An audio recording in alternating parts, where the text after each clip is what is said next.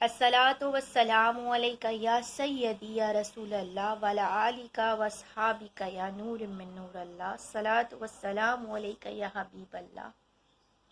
मैं अपनी वीडियो का आगाज़ इस दुआ के साथ करती हूँ कि अल्लाह ताला आप सभी को खुश और आबाद रखे।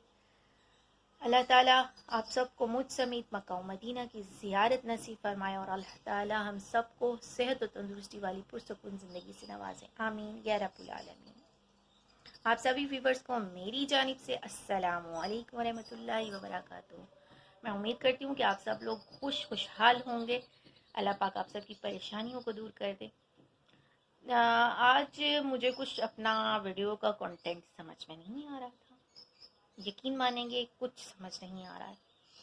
मैं इससे पहले तकरीबन 10 वीडियोस डिलीट कर चुकी हूँ बना बना के, क्योंकि कंटेंट मेरे दिमाग में बिल्कुल नहीं आ रहा। कहते हैं ना कि कुछ दिन आपके ऐसे होते हैं कि जब आपको लगता है कि आपने अपने कंधों पर एक पहाड़ उठाया हुआ है, और जबकि पहाड़ पे तो चढ़ने के लिए आपको अपने कदमों से चढ़ना पड़ता है, ना कि उसे कंधों पर उठाना पड़ता है। इसलिए मैंने अपना जो कदम है वो मोबाइल की तरफ बढ़ाया, कैमरा उठाया। मैंने कहा इंशाअल्लाह कोशिश करते हैं, अल्लाह ताला मदद करेगा। अब जी मैं अपना आपके साथ वीडियो का 5th पार्ट शेयर करने जा रही हूँ, जहाँ से मैंने आपको छोड़ा था रेडिएशन, इंटरनल रेडिएशन के पास से मैंने आपको छोड़ा था। वो 3 इंटरनल रेडिएशंस हुई मेरी 10 दिन के बाद वो होती थी। फिर जी तकरीबन वो तीनों हुई मेरी रेडिएशंस। फिर उसके बाद उन्होंने डॉक्टर्स ने मुझे कहा कि आप 2 महीने के बाद आइएगा, क्योंकि बहुत ज़्यादा स्वेलिंग है। अभी आप MRI या कुछ भी करवाती हैं तो वो आपको सही रिज़ल्ट नहीं आएगा। इंशाल्लाह आपका रिज़ल्ट अच्छा होगा, आपका ट्यूमर जो है वो रिड्यूस हो गया होगा। खैर 2 महीने घर पर रहे, जैसे तैसे तकलीफ़ बर्दाश्त करते। यूरिन की सबसे ज़्यादा तकलीफ़ थी मुझे, यूरिन। आप यकीन नहीं मानेंगे, रातों को जागती रहती थी, इतनी ज़्यादा जलन, बर्न, इतना शदीद यूरिन में बर्निंग होती थी। यूरिन का जो पता है, यूरिन ऐसे आता था 1 ड्रॉप 2 ड्रॉप इस तरीके का यूरिन आता था, फुल यूरिन पास नहीं होता था। और मुझे इतनी तकलीफ़ होती थी कि मुझे इंजेक्शन्स लगाए जाते थे, मॉर्फिन दिया गया, लेकिन पेन मैनेजमेंट वालों को भेजा गया, उन्होंने मॉर्फिन लिख दी और जी इंजेक्शन्स लिख दिए, लेकिन नींद की गोलियां लिख दी। लेकिन मैं स्टिल अपनी नींद में भी, नशे में भी होती थी, और मैं सिर्फ ये कह रही होती कि मुझे बहुत तकलीफ है। खैर वो वक्त गुजर गया। आहिस्ता आहिस्ता 2 महीने के बाद जब हॉस्पिटल गए, MRI हुआ, CT स्कैन हुआ, उसमें धमाका हो गया। इसमें धमाका ये हुआ कि जी जो ट्यूमर है वो तो स्टिल वहीं पड़ा हुआ है, उसको धक्का भी नहीं लगा। इतना शदीद किस्म का ट्रीटमेंट हुआ, रेडिएशन लगी, इंटरनल रेडिएशन लगी, ब्रैकीथेरेपी हुई, कीमो लगी, साथ साथ कीमो भी लगती गई, लेकिन कोई असर न दारद।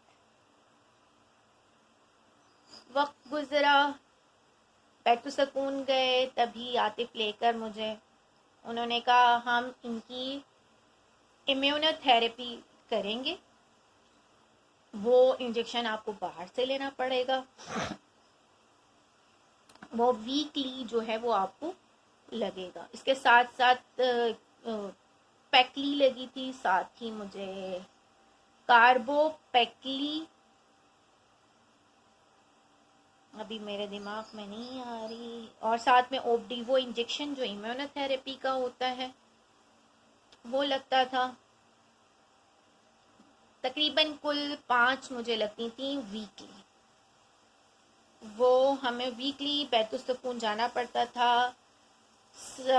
वो जो ओब्डीवो इंजेक्शन था वो 25,000 का लगभग था, या 22,000 का था, इस तरीके का लगभग था।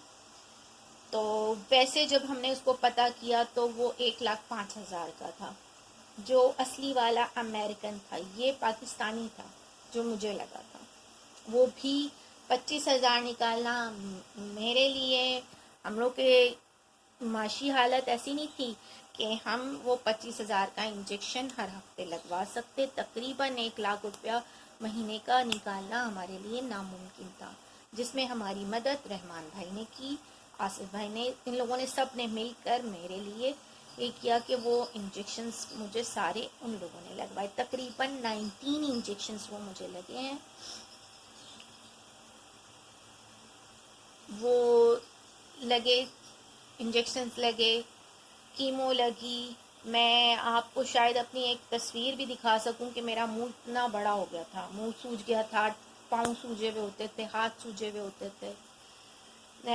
ڈاکٹرز نے کہا تھا جو ایمیونو تھراپی آپ کو لگ رہی ہے اس کے بعد آپ کی وینز جو ہیں وہ اتنی باریک ہو جائیں گی یا بلاکیج ہو جائیں گی، بیکار ہو جائیں گی۔ اور وہی ہوا میرے ساتھ کہ اب میری وینز اتنی باریک ہو گئی ہیں کہ اس میں نظر تو آتی ہیں لیکن باریک اتنی ہوگی کہ اس میں ایک نیڈل پاس نہیں ہو سکتی۔ جو کینولا کی نیڈل ہے وہ اتنی مشکل سے مجھے میرے کینولے لگتے تھے، کبھی انگلی میں، کبھی یہاں پر، کبھی ہتھیلی پر، جہاں ان کو ملتا تھا وہاں وہ لگا دیتے تھے۔ بہت مشکل سے میں نے وہ وقت اپنا گزارا۔ تقریباً آپ 19 ہفتے دیکھ لیں کہ کتنے دن لگتے ہوں گے، کتنے مہینے لگے ہوں گے مجھے اس میں۔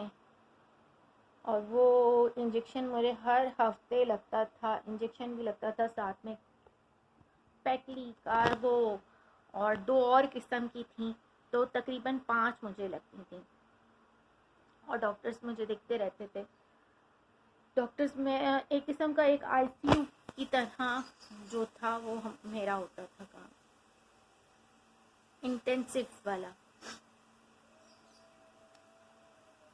میرے ساتھ اسی طریقے سے وقت گزرتا گیا، وہ ساری لگ گئیں۔ اس کے بعد جی باری آئی دوبارہ کروانے کی، سی ٹی اسکین اور ایم آر آئی۔ سی ٹی اسکین اور ایم آر آئی کروایا ایز یوزول۔ ٹیومر کو 0.0 بھی کوئی فرق نہیں پڑتا، بلکہ میری جو بیماری تھی وہ اور انکریز ہو گئی، جو ٹیومر تھا وہ اور زیادہ بڑا ہو گیا۔ خیر عاطف، اس دن تھا 23 مئی کا دن، جمعے کا دن تھا۔ عاطف کو ڈاکٹر نے کہا کہ ہماری طرف سے ہاتھ اٹھا لیے ہم نے۔ انہوں نے جواب دے دیا تھا ڈاکٹر نے مجھے، کہہ رہے اس کے اوپر کوئی چیز اثر نہیں کر رہی، ہم مزید اس کے اور دوسرے آرگنز کو تباہ نہیں کر سکتے، کیونکہ میرے گردوں کی رپورٹس بہت خراب آئی تھیں۔ کہہ رہے ہیں صرف ایک ہارٹ ہے جس کی یعنی کہ میرا ایکو ہوا تھا تو وہ یعنی کہ کچھ بہتر ہے، کچھ کیا تقریباً پراپرلی ٹھیک آیا تھا۔ کہہ رہے ایک ہارٹ ہے جو کام کر رہا ہے، جو مضبوط ہے، سارے پوری باڈی کے آرگنز ہیں، جو اس کو لے کے چل رہا ہے، اس کی اپنی ہمت ہے جو یہ چل رہی ہے، ورنہ جو تکلیفیں اس نے برداشت کر لی ہیں یہ ناممکن ہے۔ جتنا اس کو لگ گیا ہے، تھوڑا سا امپروومنٹ آنا چاہیے تھا، اس میں تو اور انکریز آیا ہے۔ عاطف نے مجھے باہر بٹھا دیا، خود یہ دوبارہ واپس اندر گئے ڈاکٹر مدیہ کے پاس، ان سے کہا کہ ڈاکٹر میں نہیں کچھ کہہ سکتا، اب آپ اس طرح سے نہ کریں میرے ساتھ۔ یہ رونے لگ گئے اور انہوں نے کہا نہیں کچھ تو کریں، ایسے تو میں اس کو گھر لے کے نہیں بیٹھ سکتا۔ یہاں پر ابو کی طبیعت خراب تھی، وہ رات سے ہاسپٹل میں ایڈمٹ تھے، ان کو گھر لے آئے تھے میری وجہ سے۔ عاطف ان کو ہاسپٹل نہیں لے جا سکی کیونکہ میرا اپوائنٹمنٹ تھا، میری بہت حالت خراب تھی اس دوران یہی تھا کہ میں جو ہوں میرا کوئی پتہ نہیں ہے، میں کسی بھی وقت میرا ایکسپائر ہو سکتی ہوں۔ یہ لاسٹ ایئر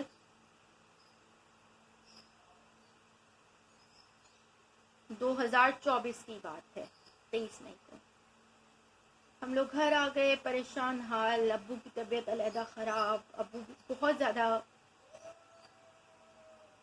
کسی کو یہ نہیں تھا کہ ابو وہ کچھ ہوگا، سب کو یہ تھا کہ مریم مر جائے گی۔ خیر دوسرے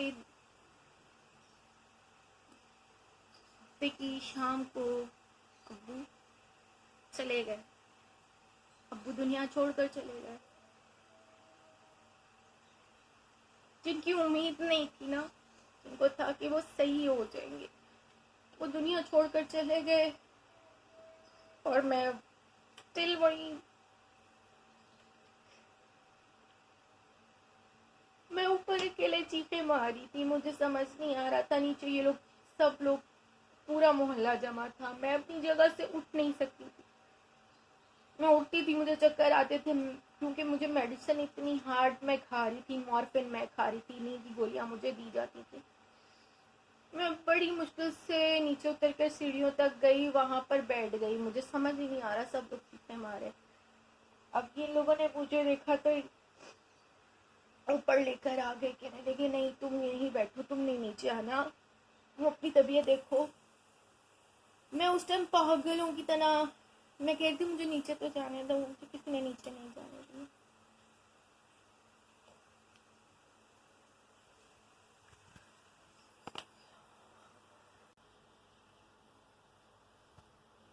بس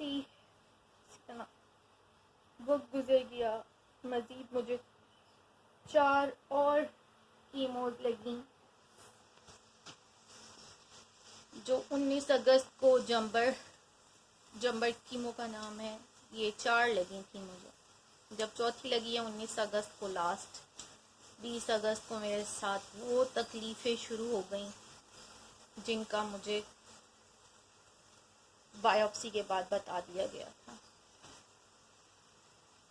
وہ تکلیف اللہ تعالیٰ کسی کو نہ دے۔ 20 اگست سے لے کر تقریباً 12 ستمبر کی رات، 13 ستمبر کو میرا آپریشن ہوا تھا کلاسٹومی کا، اور مجھے اسٹوما بیگ لگ چکا تھا۔ میں نے کس طرح وہ 20-22 دن گزارے تھے، یقین مانے، نہ میں کھاتی تھی نہ میں پیتی تھی، بس میں یہ کہتی تھی کہ اگر میں کھاؤں پیوں گی تو مجھے واش روم آئے گا، اور واش روم میرا وجائنا سے آ رہا تھا۔ وجائنا میں جو تھا بڑی آنت لیک ہو گئی تھی، اور بلیڈر کا جو یورین کی جو نالی تھی وہ بھی لیک ہو گئی تھی۔ اور پھر میرا یہ اسٹوما بیگ لگا 13 ستمبر کو، اس کے بعد گھر آ گئی، گھر آئی ہوں دوسرے دن عاطف کو اور ثاقب بھائی ان دونوں کو چکن گونیا ہو گیا، یہ لوگ اتنے بیمار بیچارے، میں اٹھ نہ پاؤں وہاں سے۔ ہما جی بیچاری کھانا بھیجتی تھیں، کبھی سنیلا باجی بیچاری چائے بھیجتی تھیں، کبھی کون کیا کر رہا ہے کون کیا کر رہا ہے۔ ہما جی تو بیچاری آتی تھیں مجھے نہلانا دھلانا، میرا سر دھلانا، میرا سر صاف کرنا، میرے سر میں جوئیں پڑ گئے تھے۔ ہاسپٹل میں رہی تو وہاں میرے سر میں جوئیں پڑ گئے، پورے اس میں میرے جوئیں نہیں پڑے تھے۔ میں پوری جب میری ہوئی ہے ریڈیشن ہوئی، جب میرے بال نہیں گرے، نہ میرے ناخنوں کو کچھ ہوا، نہ میرا کسی چیز کو کچھ ہوا، لیکن جب میرا کیمو تھیریپی ہوئی تو میرے سر کے سارے بال چلے گئے، میری آئی بروز چلی گئیں، میری آئی لیشز چلی گئیں، میرے نیلز بلیک ہو گئے۔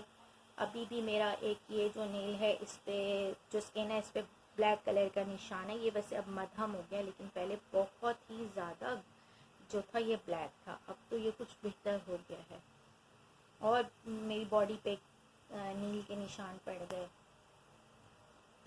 کیمو اثر چھوڑتی ہے اپنا، کیمو نے اثر چھوڑا بہت جگہ پر، مجھے گرمی لگتی تھی، سردیوں میں ہاسپٹل جاتی تھی تو میں کہتی تھی بس میرے اوپر پنکھا کھول دو، میرا دم گھٹ جائے گا ورنہ، اور باقی سب کچھ سردی لگ رہی ہوتی تھی، مجھے سردی نہیں لگتی تھی، مجھے بہت گرمی لگتی تھی، مجھے ایسا لگتا تھا میرے اندر ایک لاوا ہے، اور ایک دم سے گرمی آتی تھی میرے اندر کچھ دیر کے لیے کہ بہت شدید گرمی لگتی تھی، پتا تھا کہ ٹھنڈا پانی پیوں، سردی میں ٹھنڈا پانی پیا، میں نے سویٹر فرسٹ ٹائم میں نے سویٹر نہیں پہنا، رات کو پنکھا چلا کے میں سوئی، میں نے اپنے اوپر کمبل نہیں لیا، لیکن یہ سن 2024 کی بات تھی، سن 2023 کی بات تھی۔ 2024 میں تو میرا یہ اسٹوما بیگ لگا تھا، اسٹوما بیگ لگا، اس کے بعد میری سب سے زیادہ سب میرے پاس رہے، تقریباً فہمیدہ بھابھی ہو گئیں، ہما جی ہو گئی، ان لوگوں نے تو بیچاریوں نے میرے پیمپر تک چینج کیے ہیں، ان لوگوں نے مجھے صاف کیا، میرا بہت خیال رکھا۔ لیکن بس مجھے بہت تکلیف تھی، بہت زیادہ تکلیف تھی، اندرونی تکلیف ہوتی تھی، مجھے نہیں سمجھ آتا تھا کس بات کی تکلیف ہو رہی ہے مجھے۔ میرا اسٹوما بیگ لگے تھا، اس کے بعد بھی مجھے کافی دیر تک تکلیف رہی۔ میں تقریباً 1.5-2 ماہ کے بعد اپنے پاؤں پہ کھڑی ہوئی۔ میں وہ انسان ہوں جو سیزر کے تیسرے دن کھڑی ہو کر، جیسے ہی مجھے ہوش آیا میں کھڑی ہو گئی اور میں کہتی تھی کہ مجھے میرے بیبی کے پاس لے جائے۔ میرا اس کا آپریشن ہوا سول ہاسپٹل میں، پتے کا کلاسٹومی ہوئی، وہ بھی میں جس دن کلاس یہ ہوئی تھی اسی دن میں کھڑی ہو گئی۔